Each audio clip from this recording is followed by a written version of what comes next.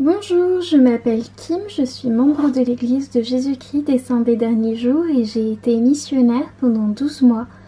La raison pour laquelle je souhaite faire cette vidéo, c'est de pouvoir partager le regard d'une ancienne missionnaire, justement. Ces personnes que vous avez peut-être déjà croisées dans la rue, ce sont souvent des jeunes hommes ou des jeunes femmes d'une vingtaine d'années avec cette plaque noire sur la poitrine et qui peuvent déranger parfois, effrayer d'autres fois, mais qui en réalité ne demandent qu'à bien faire. Et ça, j'en suis convaincue puisque je l'ai vécu moi-même. Et en fait, il faut savoir que moi-même, je n'ai pas grandi dans une famille avec une éducation religieuse, mais que mes parents ont souhaité nous laisser le choix en temps voulu de vivre ou non selon une confession.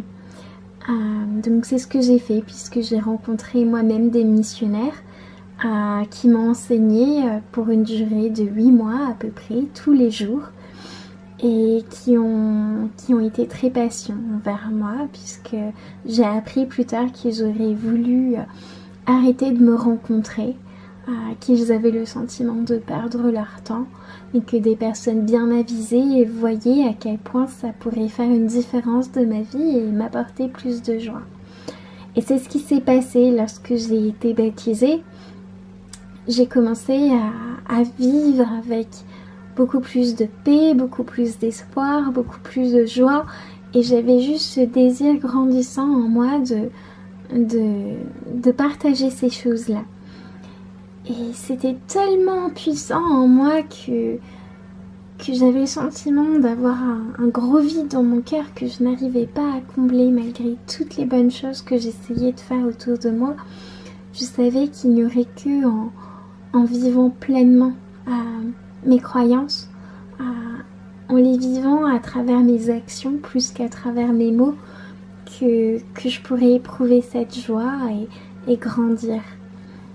Et donc c'est ce qui m'a conduit à me préparer à servir une mission en France, dans mon pays, avec des amis, des collègues qui allaient être principalement américains. Et c'est une période à laquelle je pense encore souvent parce que ça m'a apporté énormément de joie, ça m'a appris énormément de choses sur moi-même, sur les autres, sur Dieu. Mais ça a aussi été une période difficile. Et c'est quelque chose que chaque missionnaire traverse. Peu importe la période, peu importe le pays dans lequel ils sont, c'est une période, c'est la meilleure période de et pour notre vie, mais c'est aussi la période la plus difficile, peut-être, parce que c'est à travers un peu de souffrance qu'on grandit et qu'on sait comment trouver plus de joie et de bonheur dans nos vies. Et c'est une chose dont je parle encore assez souvent avec mes proches, avec mes amis, parce que je veux qu'ils sachent comment ces jeunes qui laissent tellement derrière soi leur famille, leurs amis, leurs études, leurs loisirs, leurs ambitions, peuvent se sentir. Et pour moi, c'est très important que les gens sachent que c'est peut-être dérangeant pour eux de se faire aborder par des inconnus, mais ça n'est pas plus facile pour ces jeunes de sortir de leur zone de confort et d'aller les voir. C'est quelque chose qu'ils ont choisi, que nous avons choisi, mais qui ne sont pas forcément faciles, pas forcément plaisantes, mais qu'on fait parce qu'on croit vraiment que c'est la bonne chose à faire et que c'est une manière d'aider ceux qui nous entourent.